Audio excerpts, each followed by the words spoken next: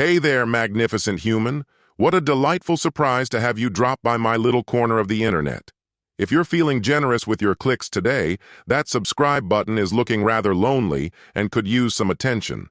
Now, shall we dive into today's adventure? It was a quiet Saturday afternoon, and I found myself seated at the rear of the bar, savoring the rare stillness. This place had quietly become a personal refuge years back, discovered during one of my solitary walks. I'd stumbled upon it not long after arriving here, having left behind the only place I ever called home, paradise. Back then, I took a chance on a rundown gas station and an adjoining garage that had been on the market for ages. The previous owner was eager, almost desperate to sell, and I saw an opportunity.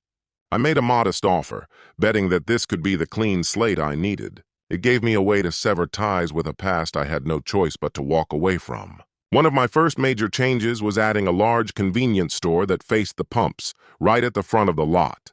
The town's only grocery store closed early, by 7 p.m., and I knew there was a need to fill that gap. To make it work, I had to relocate the underground tanks and redesign the pump layout. With the new configuration, the pumps were easily visible from the store, and customers had ample space to park in the center of the lot. From 7 at night until midnight, business boomed. The gas station store was now open around the clock. As for the garage at the back, we kept it running weekdays from 8 to 5. Saturdays were my time. I came in to tinker, to focus on side projects that needed extra attention. Naturally, the bar didn't take kindly to us selling basic alcohol at first. But like most things in small towns, the tension passed. It wasn't a gold mine, but the store brought in consistent money and provided much-needed jobs. In fact, we managed to save more year after year than most businesses around. Since farming was the only major industry here, young folks tended to pack up and leave as soon as they could. But after bringing in a sharp woman to help restructure the store's layout and product flow, things really took off. The investment paid itself off within a short time thanks to an equity loan. Business picked up so much that we had to double the staff. By weekend nights, the place was swarming with people looking for snacks after last call. Sundays, we'd go through cases of cold beer sold at honest prices. That afternoon, I nursed a double shot of Jack with a glass of iced water and a wedge of lemon. I'd just finished working on an old truck that meant everything to its owner, practically a family relic. Tracking down the right steering column had taken me 8 months. Even then, I'd had to custom make a few parts to get it working again. That truck had been in his family since the 1940s, and he had no plans of letting it go. I sometimes thought if it were up to him, he'd be buried in it. The bar was best between 4 and 7. Most regulars had already eaten, and the evening crowd hadn't arrived yet. Before long, the place would fill with people coming for the music and the band. Back in the day, local farmers would bring their daughters here after work for a bit of fun. In the 6.5 years I'd spent in this town, I'd built a solid reputation and made plenty of friends. People around here looked out for one another and usually tipped me off when something didn't feel right. My Saturday drink had become a tradition. I came at the same time every week, always to the same bar, always to the same seat. It was my moment of peace, my hour to collect my thoughts. But then they walked in, and just like that, the calm shattered. I immediately wished I hadn't seen them, though I would have recognized them anywhere, no matter how much time had passed. The woman was my ex's twin sister.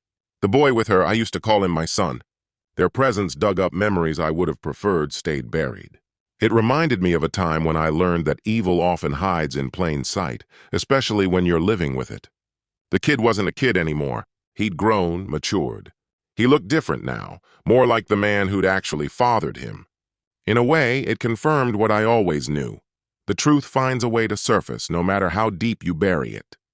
But the real question now was, why were they looking for me? They headed straight to the bartender and made small talk for a moment. Then I saw her reach into her purse and pull out a photograph to show him. He said a few things, nodded, and I watched them quietly turn and walk back out the way they came. I was grateful for my long, shaggy hair and the beard and mustache that had become my disguise. The weight I'd lost helped too. I looked like a different man now. I'd sent a message once. Just one. It only said, "I'll come home when I can." No one ever really responded. About 30 minutes after they left, the bartender came out from behind the counter and took a seat at my table. "What were they after, Tom?" I asked.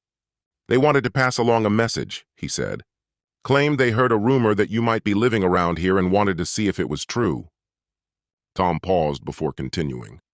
They said a woman named Willa is dying. Cancer.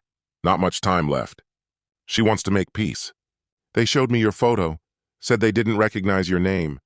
Who are they and what do they want? I pulled a red Pall Mall 100 from the pack, tore the filter off like I always did, put the soft end between my lips, lit it, and took a long drag.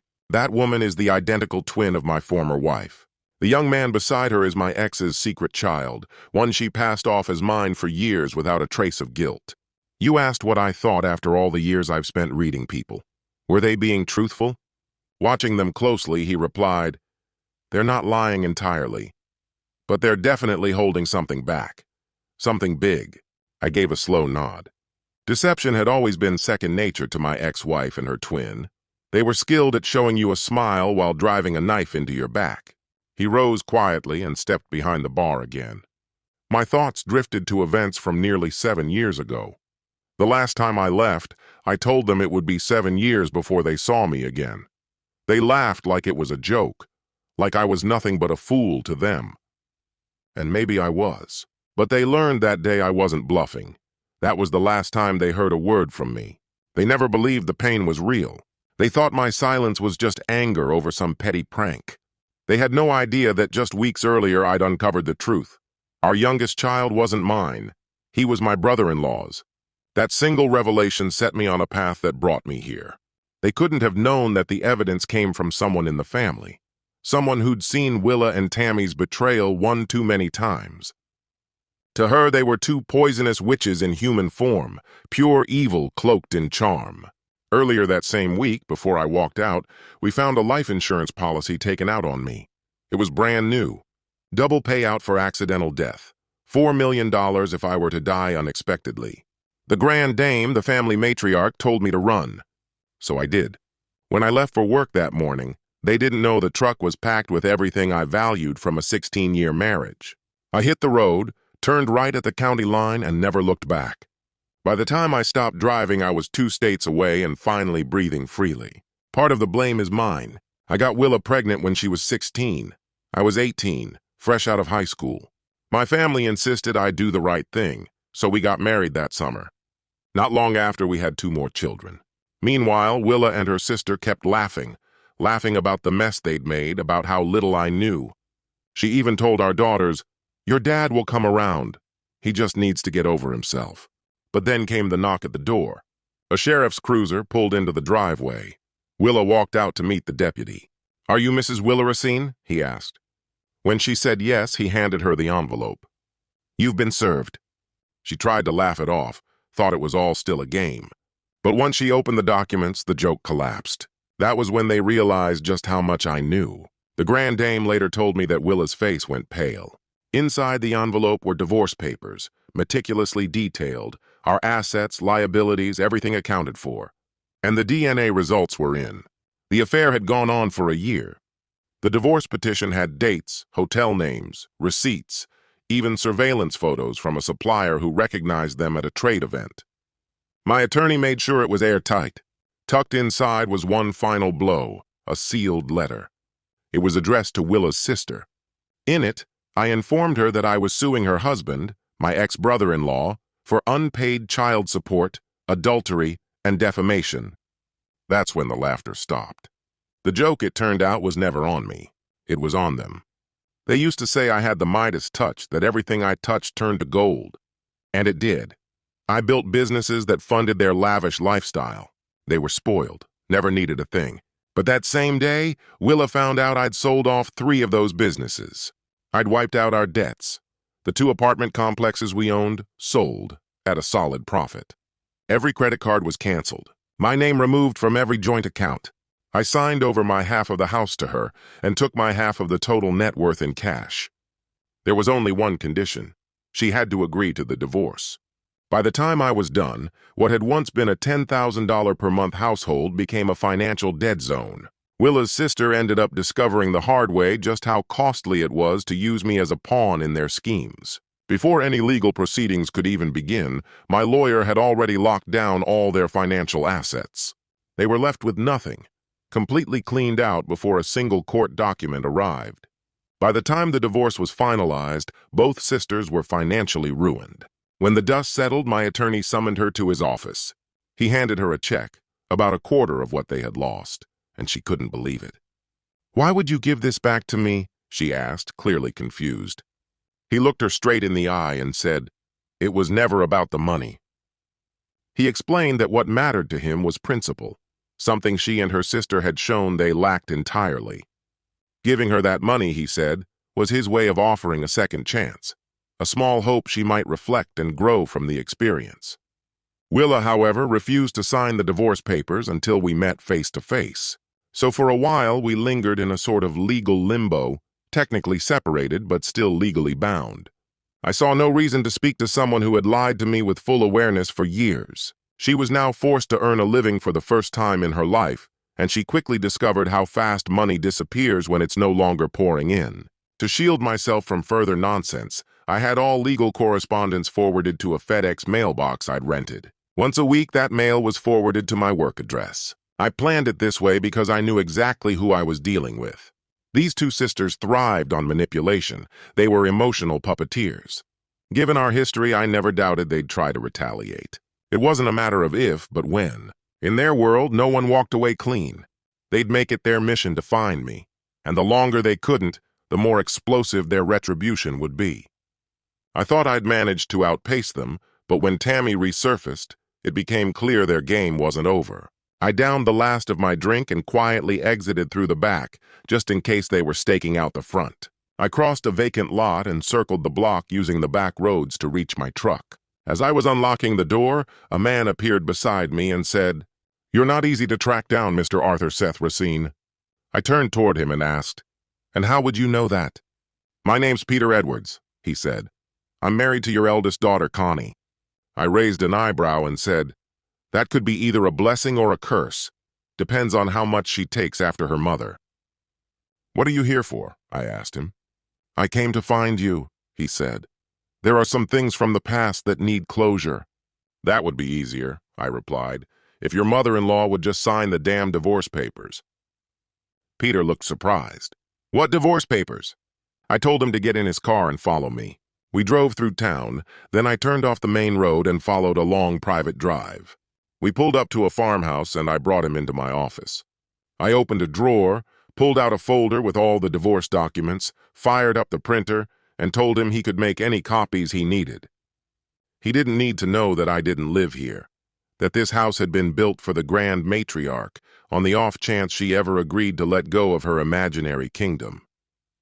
Peter looked to be in his mid-20s, clean-cut, confident, and educated. He had a natural self-assurance about him, and I began to wonder, was he really who he claimed to be, or had the sisters sent him as part of their ongoing crusade? He connected to my Wi-Fi, accessed my files, and transferred everything onto his laptop. All the important documents were housed here, but a master set lived safely in a deposit box at the bank. One file he focused on was the sheriff's report Willa had signed the day she was formally served. But what caught him most off guard was a letter from Willa's attorney to mine, a piece of paper that unraveled everything he thought he knew. The letter laid everything out plainly. Willa and her legal counsel had accepted the financial terms of the settlement. But Willa had refused to finalize the divorce until she could speak to me face to face. The letter also confirmed that they had received every dollar owed. As Peter reviewed the documents, I watched his expression shift. It was clear he had never seen any of this before. What he was reading completely contradicted whatever narrative he had been fed. "Do you think Connie knows?" he finally asked, still processing. I looked at him and said, "That's something you'll have to figure out for yourself."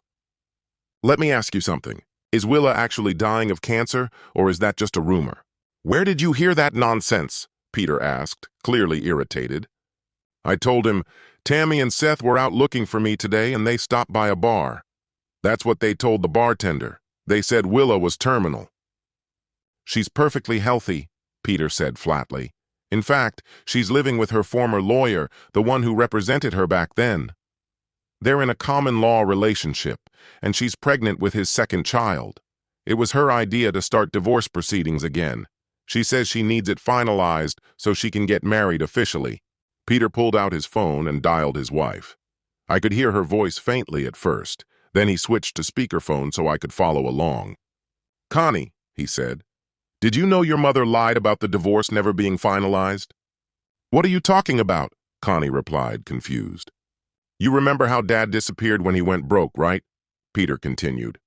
"After he left, we kids took off too, so we weren't around when Mom discovered he was gone. Later, she told us he abandoned the family. Mom and Aunt Tammy claimed he wiped out what little we had before vanishing. If our stepdad hadn't come into the picture, we probably wouldn't have made it." Peter tapped the screen of his phone. "I'm sending you the legal files now. Get our sister to watch the baby. Call me once you've read everything." While they kept talking, I got up, grabbed 2 Budweisers, and popped them open. I placed one in front of him. "So why didn't you tell my daughter that you'd found me?" I asked again. Peter gave a small sigh. "Connie and I have only been married a couple of years. Our son's just 3 months old. And look, I'm not about to tell anyone you're here, not yet. As far as everyone else knows, I'm still out investigating a case." He pulled out his wallet and held up his badge. "Paradise Police Department," it read. I opened my laptop and navigated to my old hometown's website. Clicking through confirmed it. He really was with the police there. "That car accident from a few months ago," Peter said. "That's what led me to you." Connie had filed a missing person report. It made its way onto a national list, and the insurance company tipped me off when they ruled in your favor. "Then why keep Connie in the dark?" I asked again, more firmly this time. Peter leaned back in his seat. "When I went through all the documents, something felt off. First of all, where's the $250,000 Willa was supposed to receive? She was also granted the house deed, yet there's no trace of that money. Second, why is everyone spinning different versions of the same story? It's like they've all been fed lies, just like I was." Before I could respond, his phone rang again. "It's my wife." "Keep quiet," Peter said, putting her back on speaker. "Hi, sweetheart," Connie's voice came through.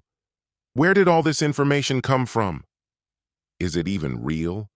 Because if it is, then everything we've believed was a lie. Seth doesn't know who he really is. Neither do I. Karen's going to lose it when she finds out. She always defended Dad, and Mom tore her apart for it. They don't even speak anymore." Connie paused, then added, "This story changes everything. It sounds like Mom and Aunt Tammy forced Dad's hand. They've manipulated him for years. And the most disturbing part? The divorce was never finalized because Mom refused to sign the documents. What is she hiding?" Peter replied calmly, "I got the truth from your dad's lawyer's widow. I had to go out of state to track her down. Luckily, her late husband backed up all his files on his home computer. Good thing he did," Peter continued, glancing at me. "Turns out your mom was served with divorce papers the day your father left town." I scribbled a note and slid it to Peter. "Connie should talk to Great Aunt Josie, if she's still alive." Peter gave a small nod of approval. "Finding Dad matters more than ever," Connie said through the speaker.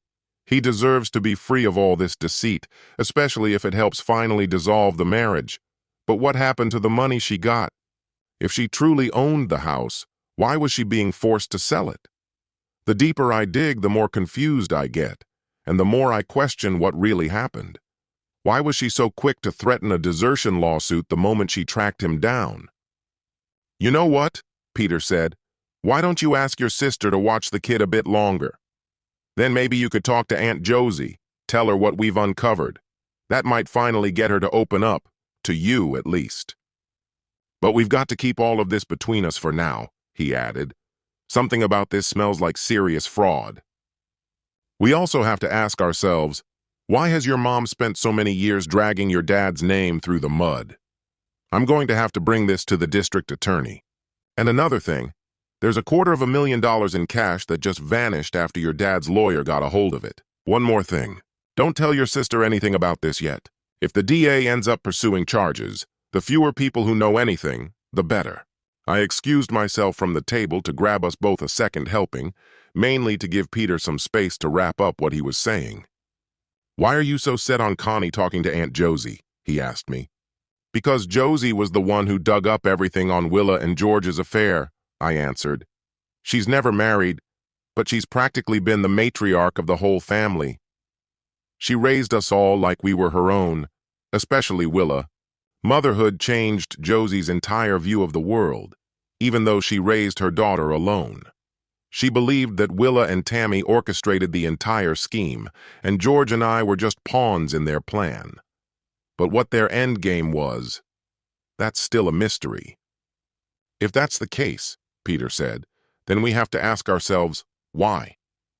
Josie's granddaughter, Jody, has been begging her to come live with her for years, but Josie always puts it off, says she's waiting for the truth to come out first.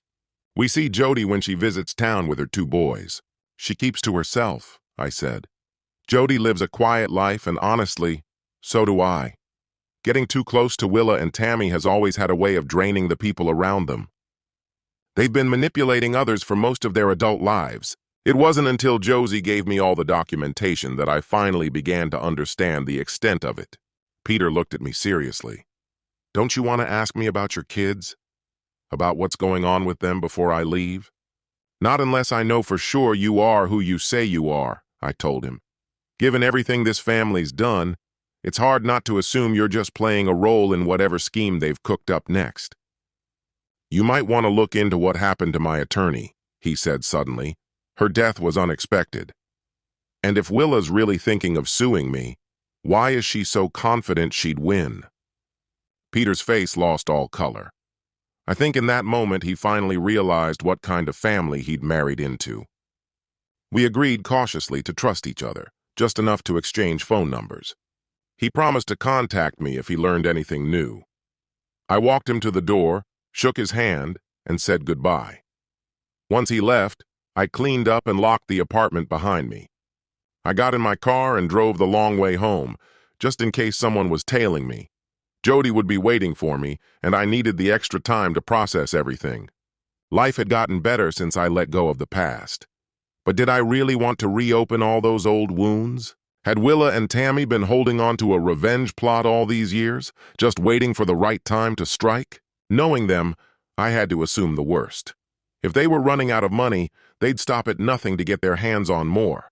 When I got home, 2 little kids came running and clung to my legs. I crouched down and scooped them up into my arms. At just 3 and 4 years old, they were my pride and joy, just like their mother.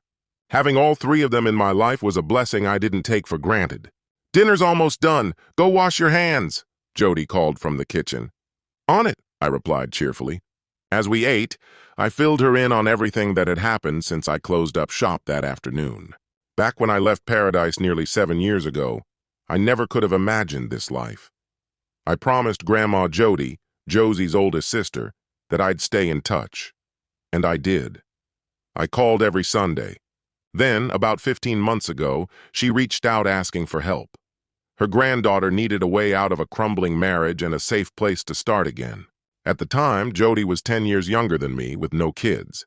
We hadn't seen each other much. They'd been living on a military base out of state. But I owed Josie, and this was my chance to give something back. Within a week, I'd found her a modest 2-bedroom apartment and managed to furnish most of it.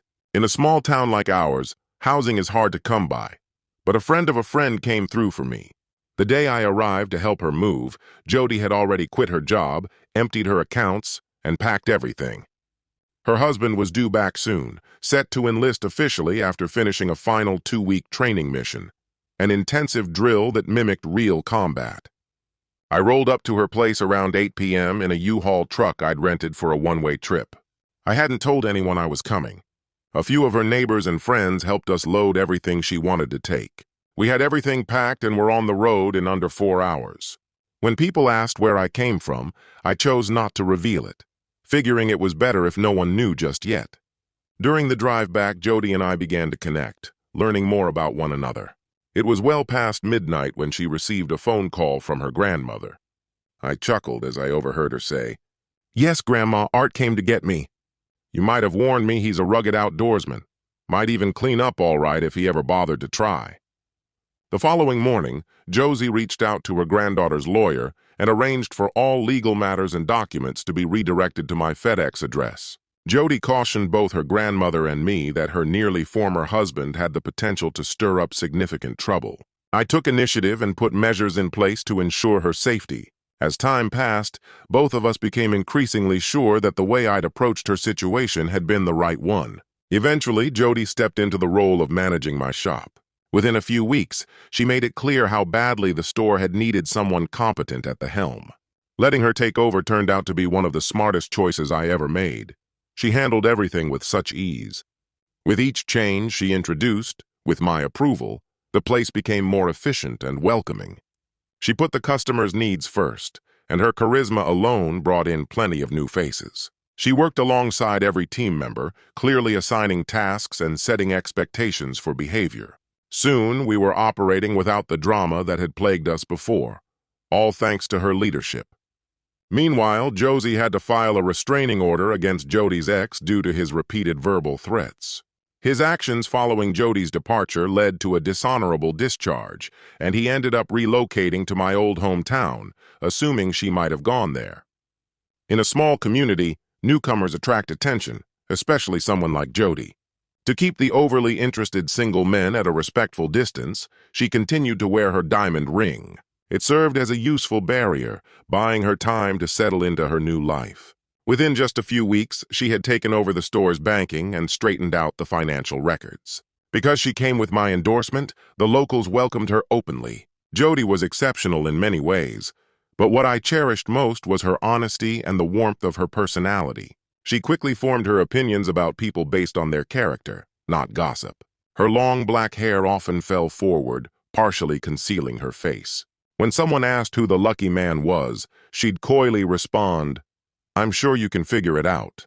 That little hint was enough to get the rumor mill turning, and before long, people were whispering that we had met online. Whispers turned into talk behind our backs, with some calling her my mail-order bride. On Saturdays, since I worked alone, she began bringing me packed lunches. When I'm busy, I tend to forget to eat, and that habit had caused me to shed quite a bit of weight. It was during this period that our relationship quietly began to grow.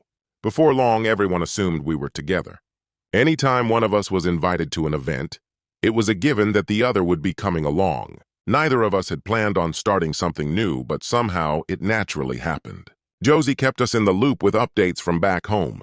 We grew especially intrigued upon hearing that Jody's ex was spending time with Tammy. The day her divorce was finalized marked a turning point for us. We went out with a group of friends to the only bar in town to celebrate, and under the soft glow of dim lights, we shared our first kiss during a slow dance. 6 months later, we moved in together. One evening, while the boys were taking their bath, I placed a small bin in the sink and began shaving off my beard and mustache, leaving only rough stubble. My son stared in astonishment. Using the shaving brush and bowl Jody had gifted me for Christmas, I lathered up my face, then turned the foam on them too, much to their delight. Jody walked in right as laughter broke out, her blue eyes sparkling in surprise at the sight. The boys' faces were covered in lather, and all three watched intently as I continued shaving. With a teasing smile, Jody said, "Looks like Daddy might actually resemble me with a clean face. What do you think? Should I cut his hair too?" Both toddlers shouted in agreement. I laughed and replied, "That's a job for the barber, maybe Monday." But Jody grinned and said, "Nope, I'll handle it now before you change your mind." Once the boys were dried off and in pajamas, they took their seats at the kitchen table to witness the transformation. Jody got to work cutting my hair. By the time she finished, I looked like a completely different person, human again, as it were. There was more hair on the floor than left on my head. Even I barely recognized my own reflection. I turned to her and said sincerely, "You did a fantastic job." Then she shooed me off to the shower to rinse away the leftover clippings while she cleaned up the mess. As I was in the middle of that, Jody's grandmother gave us a call, just after my daughter Connie had left. Jody seemed to think that when it came to her grandmother's side of the family, especially Josie, war was about to break out. Her grandmother was convinced it was time to put those women in their place once and for all. Connie had just left her great-aunt's house, fully aware that each of my 3 kids was meant to receive $600 per month in annuity payments instead of traditional child support. I had purchased those policies myself through Mutual Life, but none of the kids were getting a cent. It was a crazy night. If I had realized that shaving her and giving her a haircut would have that kind of effect on her, I would have done it a long time ago. For the entire following week, I had to put up with endless jokes from people around us. "Who are you, and what did you do with the real him?" they'd ask. Jody even joked that she had to blackmail me into becoming a functioning member of society. Her go-to line was that I'd agreed to bathe at least 3 times a week. Most people laughed. Some didn't really get it. It became clear that in a place like Paradise, some folks really believed they were above it all. Bird of Paradise called to warn me. I was being threatened with a civil lawsuit, claims of child desertion, abandonment, and unpaid support. Jody and I couldn't help but find it funny. They figured if they got a ruling, they could hire debt collectors to hunt me down. The male assistant supervisor who shared the news seemed to think it was a riot. His superior and the DA had even arranged for a lawyer to represent me. He explained that my absence had bought them time to piece everything together. Peter estimated that Willa and Tammy had skimmed over $48,000 from each child. That made them reopen the suspicious death of my previous lawyer. Jody's ex-husband suddenly became a person of interest. What had once looked like an unfortunate accident was now considered an open criminal investigation. If the findings were accurate, Willa and Tammy were staring at a possible 7 to 10-year sentence. Willa's former attorney, now her common-law spouse, could also lose his license to practice, especially since he was the one who originally filed that lawsuit. They had to orchestrate a careful legal maneuver to press charges. Meanwhile, the attorney representing me was being paid by them. They wanted every document and piece of evidence I had, but only once the investigation was complete, giving them time to build a solid case. I actually checked myself in the mirror, half expecting to see the word sucker written across my forehead. For a few peaceful weeks, things went quiet. Then came a call from the Grand Dame. Josie rang us up on Sunday night. She said all the legal paperwork would be submitted the next day. She also emailed me an enormous file, 7 years' worth of documentation she had collected. It included notarized affidavits, secretly recorded conversations, and a list of 3 or 4 lawyers she thought were ideal for a countersuit. What immediately jumped out at me was a $2 million accidental death insurance policy we had forgotten about. Neither Jody nor I realized it was still active. That explained where some of the missing money might have ended up. Jody discovered that the policy had been purchased just 6 months before I left. That night we stayed up late, going over everything before forwarding it to the district attorney's office. We were both convinced this was bait, a trap to draw me out so I could be eliminated later. The next morning, Jody called every lawyer Josie had recommended and chose one. We emailed them the full package along with a large retainer fee. As soon as Willa's team officially submitted the lawsuit, we planned to serve them back before it could even reach me. Then came Friday morning. Jody called again. Josie was on her way, bringing some important guests with her. They had left Paradise under cover of darkness Thursday night, spent the night at a hotel, and were due to arrive that evening. They didn't want to risk being followed. That said a lot. Things were clearly heating up. Jody and I decided to shut down the shop that Saturday and take a long weekend for family time. Peter was in the car with Connie and their child. Connie had only been told they were headed to visit Jody. At around 7 p.m., we saw 2 vehicles, an Explorer and an Escape, pull up in the driveway. 4 adults stepped out. Jody must have seen the worry on my face because she reached out and squeezed my hand. My truck was hidden away in the garage so nobody would suspect I was home. We quietly watched them exit their cars. Jody leaned toward me and asked, "Who's that with Josie?" I answered, "That's Peter, his wife, my oldest, Connie, holding their baby, and Karen, my second daughter." "You ready for this?" Jody asked me. "As ready as I'll ever be," I said, lifting up our eldest child. With our youngest in her arms, Jody opened the front door. We all stepped out together as a family to welcome the arrivals. I was the last person my daughters expected to see. Karen broke down crying the second she saw me. I passed our son to his great-grandmother and pulled Karen into a hug, holding her tight. Connie, after handing her baby to her husband, walked over and embraced me too. It took a few minutes before I could rein in the storm of emotion that had surged through me. Both of my daughters had grown into truly remarkable women, and seeing them standing side by side etched a memory into my heart that I'll never forget. "It's good to see you again, Peter," I said warmly, reaching out to shake his hand. Once introductions were out of the way, Jody brought out an enormous meal for us all. Thankfully, she had already taken care of everything. There was a tender beef shoulder roast, creamy mashed potatoes with rich gravy, homemade scones fresh from the oven, classic Yorkshire pudding, and crisp green beans. For dessert, we were treated to a hot apple pie, just pulled from the oven. When the kids had finally settled and the house quieted a bit, our conversation turned serious. We began unpacking everything that had happened. "First off, Art, if you're okay with me calling you Dad," Peter began, looking at me. I gave him a small nod of approval. "Then, Dad," he continued, "the district attorney now suspects that the car blocking your attorney's vehicle at the time of the crash belonged to Jody's ex. We've tracked down its current owner and are working on matching the paint.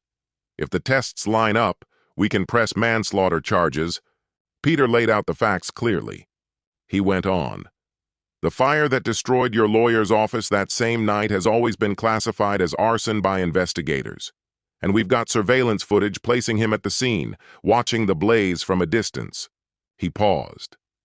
"Now, with Willa and her legal team having sealed the divorce records, they're betting there's no evidence left that can contradict their version of events.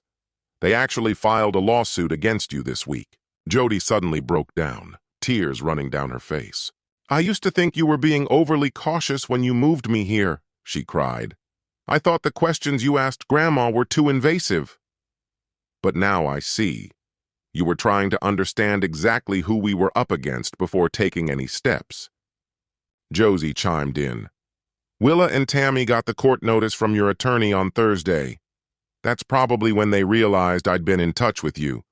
We were worried they'd start coming after me, which is why we left so quickly." "Grandma," Jody added, "we've set up your new place for you.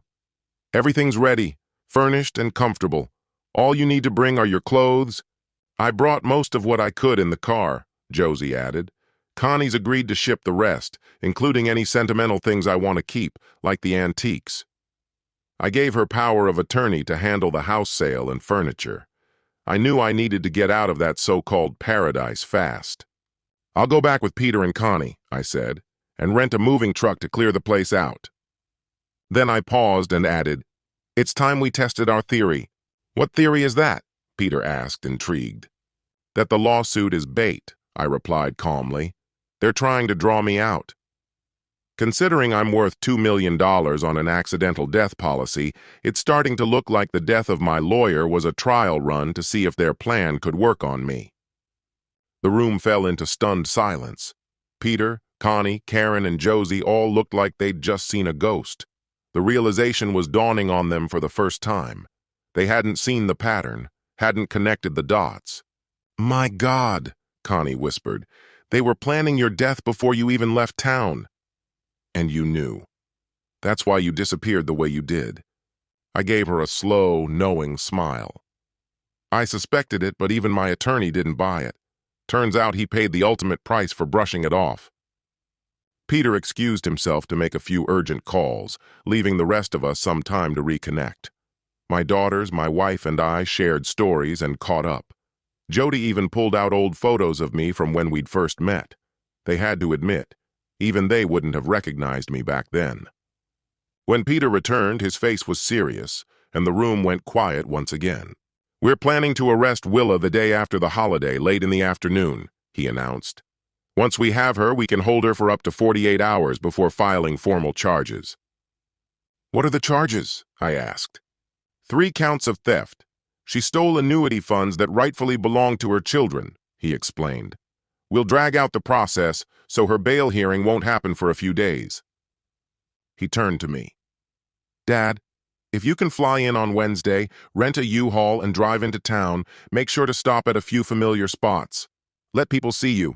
If anyone asks, just say you're there to pack up Josie's belongings. That way, he added, Willa will have to respond through the city jail. When I told the DA about your suspicions, he said you nailed it. We never could have pieced it together without your insight. Once you get to Josie's house, you'll be under police protection until everything is settled. Jody looked at Peter sharply. So let me get this straight. You're using the father of my children as live bait to flush out my cousins? She didn't wait for an answer before continuing, her voice shaking. What guarantee can you give me that I won't get a call telling me I've become a widow before we're even married? She turned to me, and the expression on my face must have told her everything she needed to know. She shook her head slightly and said softly, Dem, you'd go through with this no matter what I said. And she was right. That was Jody. She understood me better than anyone ever had. Karen spoke for the first time in a while, saying, Jody, that's just how Art has always been. That's why I brought him in, Josie said, to pull you out of the mess before the unknown swallowed you whole, once you finally got sick of the baggage your exes left behind. Art's not the kind of man who'd ever ask something of you he wouldn't take on himself, she continued. He's committed to wiping witches off the map. If that's the cost, he'll pay it gladly. My only worry, Jody said, turning to Graham, is that Art will march back into the devil's den and face whatever's waiting for him. Josie grinned. If Art were a prize fighter, he'd be holding the world championship belt. There's nobody quicker on his feet. That's his edge when it comes to the witches. He doesn't hesitate. He hits hard, and they go down. Jody, don't forget, Willa and Tammy are completely in the dark. They have no clue that Art knows anything, she added. Relax, ladies, I chimed in. I'll be with Peter. If anything happens to me, you can bet Connie, my daughter, will demand answers. Peter knows it. Peter said nothing, just gave a slow shake of his head. He understood the risks all too well. He knew returning to Paradise could be a disaster waiting to happen. Later on, as the women were deep in their own conversation, Peter and I finally had a moment alone. The DA believes Jody's ex is going to make his move once he gets wind that you're back in town, Peter said. He'll figure out you were the one who helped Jody walk away from that wreck of a marriage, and that'll send him into a rage. That tip will come from Willa, he continued, after she hears it from an informant we've planted. He'll be processed into the city jail early Thursday morning. If he gets caught in the act, I asked, do you think he'll spill everything just to save himself? Peter nodded. We checked his military record. Every time he's been caught, he's owned up to it. He's not a leader, just a follower. I expect him to fold fast. The only reason he keeps ties with Willa and Tammy is because they know how to push his buttons. The faded city limits sign read, Welcome to Paradise, a city of refuge, population 34,823. That was all the confirmation I needed. The city council had made it clear. The Constitution stopped at the border. This was their own version of frontier justice. Here, law was whatever the cops were told it was. If you played by the rules, you got punished. If you broke them and had the right connections, they looked the other way. No discrimination, just good old-fashioned progressivism. The backbone of the working class? They always took the hit. Why? Because the ones in charge needed to satisfy their puppet masters, people who wanted cheap labor and lower wages. To make that happen, those in power had to ignore a lot of ugly truths. Paradise hadn't changed much in nearly 7 years, except for the smooth blacktop down Main Street. Everything else looked frozen in time. If I wanted to make an impression, I knew exactly where to go first. I just had to hope it was still standing. Sure enough, Bob and Betty's Burger Bar was still around. Same name, same building, just a fresh coat of paint. I pulled the U-Haul into the parking lot, stepped out, and made my way to the front door. It was 11:15, ahead of the weekday lunch crowd. I was counting on my old reputation to precede me. In my previous life, I'd been a businessman. My face should still ring a bell. We wanted people to realize immediately that I was back in town. As I slid into a booth and glanced over the menu, I noticed a few familiar faces looking up from their meals. Phones were out. People were already talking. A waitress arrived with coffee and cream. You ready to order? Is it still meatloaf day? With baked beans and garlic mashed potatoes, I asked. She raised an eyebrow. How do you know about that? It's not on the menu. It's a special we only do for regulars. Tell Jack that Art wants his meatloaf with brown gravy and some fried onions, I said.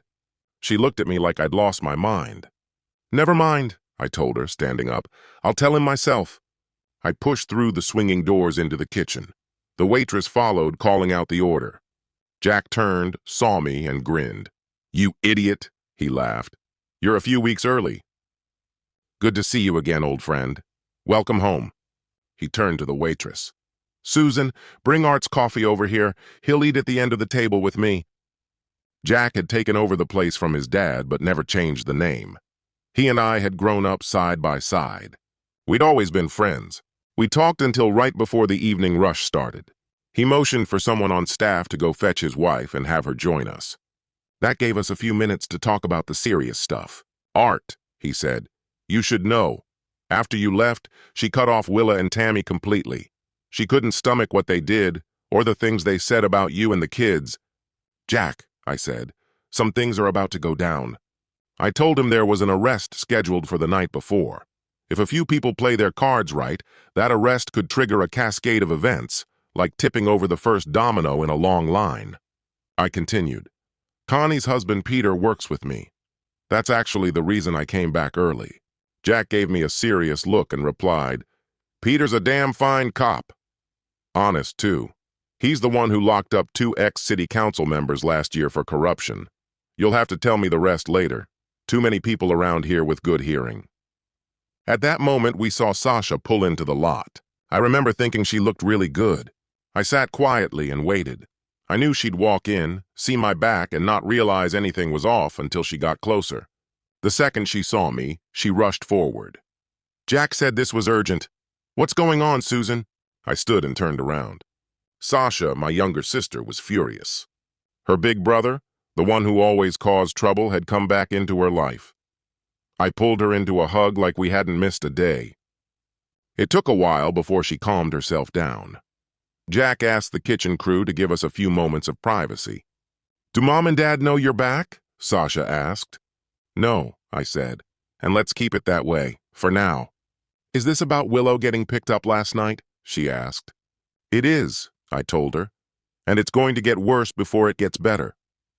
Once I'm settled into my new place, I'll be under police protection, I added.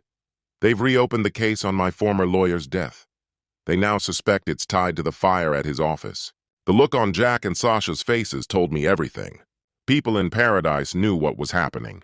The district attorney, appointed 3 years ago, had made it his mission to clean up cold cases that were swept under the rug. You're being used as bait, Jack said in a low voice.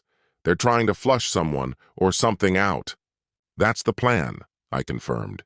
If this works, the arson, the murder, and a handful of other cases might get solved in the next few days.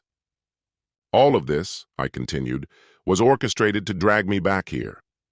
Willow's arrest, my sudden reappearance, it's going to unravel someone's carefully laid scheme. Jack asked, what's really behind all this? A $2 million life insurance policy, I told him. Double indemnity if the death is accidental. And I'm the insured. Sasha walked me out to my rental truck. We were still talking when Tammy pulled up beside us. Sasha leaned in. Where are you staying? At Josie's, I said. I'm moving her things into the new house. She didn't want to be around for whatever's about to go down. She left town? Sasha asked. Yeah, she wanted to be closer to her granddaughter and our boys, I said, smiling. Wait, you and Jody? Sasha was stunned. We've been together for over 5 years, I said. We've got 2 sons. They just turned 3 and 4. She stared at me, still trying to wrap her head around it. How? She asked. How are you and Jody together? Josie and I stayed in touch, I explained. When Jody needed a way out of her marriage, her grandmother called me. I helped her move into my place. We believe her ex was behind the lawyer's death and the fire. Do Tammy and Willa know you're onto them? Sasha asked. No, not yet, I said. But once they start making moves, the pieces will fall into place. Tammy was walking toward us. Art, she said, I need you to drop part of the lawsuit. The DA is filing charges against Willa in the next 2 days, I told her. My lawyer says we can't drop anything. Willa filed a new divorce petition, claiming desertion, child abandonment, and demanding back child support. Until the court makes a ruling, nothing can change. You don't get it, Tammy said. We need to bail her out, and we have no assets. You froze everything with that court order. Maybe your father could help, I said. He could use his house as collateral. You're both his daughters, after all. Tammy looked crushed. She turned around and walked off. He hasn't spoken to either of them in years, Sasha said. Not since he found out the truth about Seth's father. He says they ended up just like their mother. That made me smile.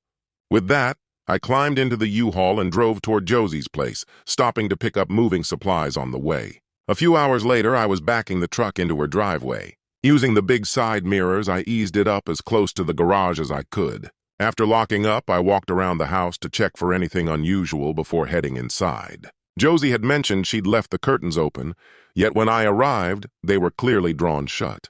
Before going inside, I sent Peter a quick message, letting him know I was there and asking if he happened to close them. He replied saying there were officers inside the house. It was likely one of them who had done it. With that in mind, I unlocked the door and stepped in. Mr. Racine, an officer greeted me, holding out a phone. Peter Edwards wants to speak with you. I took the phone. Peter, hey. It seems the right people are finally in the know, he said. Earlier that day, Tammy had caught up with me at the burger joint by the parking lot, just after my extended lunch break. She asked me to remove the lien from her sister's property, and I declined. I was listening, Peter said. We recorded Willa and Tammy talking about needing to shift their plans around. Brad Press, Jody's ex, came up repeatedly. Willa told Tammy to drop a message to him. Let him know you're aware of Jody's location. That was enough to get him moving. And it worked, Peter continued. Within the hour, Brad appeared. Willa told him where you were holed up. Our informant, the one who got arrested today, tipped Willa off that you had returned to help Josie pack up. Brad pressed for details, and Willa told him you were at her granddaughter Jody's place. A short while after, I saw the garage doors sliding open. I climbed into the van, dug out stacks of flattened cardboard, and began organizing the supplies I'd need to pack up the house. By 6:30 that evening, Papa John's arrived with a pizza delivery. I opened the door when the driver knocked. He glanced around and asked if I was moving out. No, I told him. Just here collecting some things for a friend. Brad made his move just after 11 p.m. He used a tire iron to jimmy the front door lock and slipped inside quietly. Noticing that only the kitchen light was on, he headed in that direction, drawing a 9mm from beneath his shirt. He found me at the kitchen table, sipping a cup of coffee. Evening, Art, Brad said. Willa and Tammy send their regards. I'm here to ask where Jody is. I'd like to pay her a visit. That's something I'd never reveal, I said coolly. Not to the man who killed my attorney and torched his office. But before you kill me, and we both know that's your plan, tell me, how much were you promised from the life insurance? And what makes you think I'm involved? He asked, a little too quickly. You strike me as the kind of guy who's easily persuaded to do someone else's dirty work, I replied. So how big a slice did they offer you from the $4 million accidental death payout on me? $4 million? He blurted out. They told me it was only $750,000. I chuckled. Did anyone ever mention that Seth is Tammy's first husband's son? I asked. His expression drained of color. You see, George and I have both been pawns in Willa and Tammy's game for years, I said. My divorce lawyer had filed lawsuits against both of them, George and Tammy, seeking everything they had. Brad looked stunned. That's how I figured out Willa suing me for abandonment and unpaid child support was just a setup, I explained. The divorce had already gone through. All that remained was her signature to finalize it. She needed to lure me back in, to manipulate me. That's when it all clicked. You were just another disposable tool in their hands. So ask yourself, what's their endgame for you? My reappearance disrupted their scheme temporarily, but when you took out my attorney, you reopened the door to their original plan. You have the chance now to throw a wrench into their operation. Knowing them like we do, what does your gut say? There's something tragic in watching a man realize he's expendable. Either way, I'm screwed, Brad murmured. Thanks for being honest. He paused. The car crash. Your lawyer lost control at 70 miles an hour and slammed into a tree. That's technically manslaughter. Manslaughter means a possible life sentence, I told him. Sure, you might only get 5 to 10, but if it's ruled murder, that's it. Game over. Once I'm dead, they'll claim you snapped because of Jody. They'll paint you as unstable, acting on impulse. And since most accidental death insurance policies don't cover murder, they had to make sure it looked like an accident. If you were in my position, Brad asked, what would you do? I'd turn state's witness, settle for a smaller cut, and hope the cooperation lightened the sentence, I said. And in the process, I'd take down the ones who planned to eliminate me anyway. Brad stared at the pistol in his hand. Then slowly, he set it down on the table. Call the cops, he said. Turn around, Brad, I replied. They were right behind you. Next chapter. Connie glanced at her husband as he spoke on the phone, a gnawing sense of concern creeping in. Peter had said her father was over at Josie's place. The call had come late, jarring them both awake from a deep sleep. As he talked, Connie moved into the kitchen to boil water for hot chocolate for them both. Peter had answered the phone with a grin. Your dad surprised everyone tonight, he told her. Brad had broken into the house, apparently intending to destroy it and dig up information about his ex-wife. But her father had managed to talk him down and even persuaded him to come clean. It turned out, undercover officers had captured the entire encounter on video. Connie stood frozen, stunned by the news. How in the world did my dad pull that off? She asked. Peter explained. He told Brad a few key truths, things Brad had never heard before. For example, he mentioned the real story behind Seth's origins. Peter went on. I think he convinced Brad that the life insurance wouldn't pay out if the death was ruled a murder. That seemed to tip the scales. I honestly don't know if that's even accurate, he admitted, but it planted just enough doubt for Brad to choose a lesser charge over life without parole. Aunt Josie always said my dad could think on his feet, but I never imagined this, Connie murmured. What does that mean for my mom and sister? She asked. If Brad agrees to testify, Peter said, they'll both face charges, arson, manslaughter, and at minimum, attempted murder of your father. Connie grabbed her phone and dialed her sister Jody. The two of them coordinated quickly. Josie would watch the children for a few days because Jody was planning to catch a flight. Connie would meet her at the airport once she got a text with Jody's arrival time. After the call, Connie relayed everything to her sister. Meanwhile, Peter had dressed and was preparing to head to the police station, determined to get Brad's signed statement before the night ended. By the time I woke up, it was 8 in the morning. My first move was to call Jack. I needed the front door fixed. He told me he knew someone who could do it, and sure enough, within 30 minutes, the man showed up.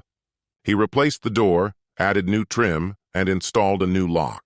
Just as the repairman was wrapping up, Connie pulled into the driveway with Jody beside her. Jody jumped out and ran toward me, tears streaming down her cheeks. In that instant, I saw how much she had endured over the last few days. Brad turned himself in last night, I told her gently. He surrendered to the undercover officers who'd been protecting me. I was never truly in danger. Then why didn't you call me? She cried. Why did Connie have to be the one to tell me? It was nearly 2 a.m. when the police finally cleared out, I explained. I figured I'd call you today. I wrapped my arms around my wife and held her close. I swear, I told her, I'll never put myself in that kind of situation again. Once the repairman had finished, we packed Jody's bags into the car, locked it up, and headed to my brother's restaurant for a meal. Karen, Sasha, and my parents were already there waiting for us. Jack's team had to push 2 tables together so our entire group could sit comfortably. Everyone welcomed Jody warmly. When our breakfast arrived, it was perfect. So good, in fact, that Jack beamed with pride as we devoured it. My parents were delighted to hear that Jody and I had 2 sons, Carson and Hunter, named after my grandfathers. They looked through every single photo Jody had saved on her phone, pictures of the kids and of us. My daughters even opened up about how they had helped Josie track me down. We were still sitting there when Peter came in. He looked worn out. Willa and Tammy are both in custody, he told us. Brad has confessed to everything, including his plan to kill his father. He's going to be charged with arson and manslaughter when he takes the stand at trial. As for Tammy and Willa, they're facing 3 grand larceny charges, plus 2 counts of conspiracy, 1 for murder, 1 for fraud. The district attorney is meeting with the same divorce judge who handled your father's case, Peter added, to see if he can fast-track the final ruling. Jody blinked, trying to take it all in. Are you saying that Art and I can finally get married? Peter nodded. The DA took the original divorce documents along with him. He's explaining everything to the judge now, hoping he'll waive Willa's signature and the standard waiting period. Maybe even issue the final decree today. I turned to Jody and said, in that case, I think it's time I bought you a proper engagement ring and made a real proposal. The whole table reacted with soft gasps and smiles. Jody's eyes welled up. She had always believed this moment would come, but not like this. Not so soon. Before we left, Mom and Dad made us promise to come over that evening for dinner. Jody and I spent the afternoon packing again, and by 5:30 we were on our way to my parents' home. My parents had more questions than I expected. Jody began by sharing how her grandmother's advice helped her escape a doomed marriage, and how that led to meeting me. She went on to explain how she landed her first job, which turned out to be a major turning point in her life. We were still enjoying the comfort of their company when Peter and Connie arrived, with my finalized divorce papers in hand. Seeing it officially ended brought an unexpected sense of peace. Once the attention turned to Jody again, she launched into a glowing account of our kids and the life we'd built together. That's when my mom casually suggested we should have a proper wedding before we left again. My dad took that as his cue to pull Peter and me aside. Each of us grabbed a fresh beer, and we followed him like he had some great secret to share. We found ourselves in his study before we even realized it, trying to get a word in, but he had already taken over the conversation. Then the phone started ringing. Word was out, Tammy had been arrested. Tips began pouring in. The DA's office needed nearly half their team just to manage the flood of information. What we had discovered before? Just the tip of the iceberg when it came to that couple's dealings. And now it looked like the mayor might be implicated as well. Curious, I asked, so what happens to Willa's common-law husband? And how tied up is he in all this mess? Peter replied, he'll probably lose his license to practice law, but he's staying to raise the kids. There's no evidence so far linking him to the cult, he added. Did anyone remember to tell Aunt Josie? Someone asked. Connie peeked into the room and, with a grin, added, in case it comes up, Jody's dad wears a 6.5 ring. Not long after Peter and I headed to the mall, he picked up a set for Connie. I, thinking of Jody's style, chose a 3-piece engagement ring. When we got back, we were relieved to find no one had noticed we'd left. I was chatting with Josie on the phone when Karen and her boyfriend arrived. With the house suddenly full, we all moved into the living room. The guys brought in extra chairs from the kitchen to make space. Dad motioned for Jody to take his seat, a subtle hint that didn't go unnoticed by Mom. She knew something was coming and watched with sharp focus. The room fell silent as I walked across, dropped to one knee, and asked my partner, the woman who had been through so much with me, to officially become my wife. I completely caught her off guard. She said yes without hesitation. The celebration resumed. My father, raising his glass, declared, time to make up for nearly 7 years of missed drinks with my son, and this engagement's the perfect occasion to start. Peter drove us back to Josie's that night. A heavy weight of uncertainty finally lifted. By Friday, we were at City Hall getting our marriage license. Jody discovered she fit perfectly into Connie's old wedding dress. Jack agreed to be my best man, while Karen stood proudly as Jody's maid of honor. The DA even offered to officiate. I made a last-minute stop at Macy's for a suit. Jody made it clear she wouldn't marry a man in jeans. That Sunday afternoon, in my parents' backyard and surrounded by loved ones, we exchanged vows. Even the twins' biological father was present. We told everyone we didn't want gifts. But my former father-in-law stepped forward and handed me an envelope. Colin, he said with a warm smile, this isn't a wedding present. It's your early inheritance. He added, the rest will go to your daughters. I tucked the envelope into my suit jacket and, for the rest of the day, didn't think about it again. The ceremony was filmed from every angle by our family and sent to Aunt Josie in real time. Someone asked what our honeymoon plans were. Jody replied, after all we've been through, once Grandma settles into her new home, we're doing 1 week in Florida and another in California. We'll take the kids and finally enjoy Disney the way we always dreamed. Then she added, because none of this would have happened without our family. Before we left the next day, I handed Jody another envelope. Inside was a promissory note from the bank for $100,000. Attached was a handwritten message. It read, "Thank you for setting things right. I've always believed the twins were responsible for their mother's fate. Watching justice come full circle will be a gift for me and for my granddaughters." Without a word, Jody slipped the envelope into her purse. After embracing our daughters and saying goodbye to my parents, we got into the U-Haul. We drove away, not needing to speak about it. We both knew we were finally free from everything behind us.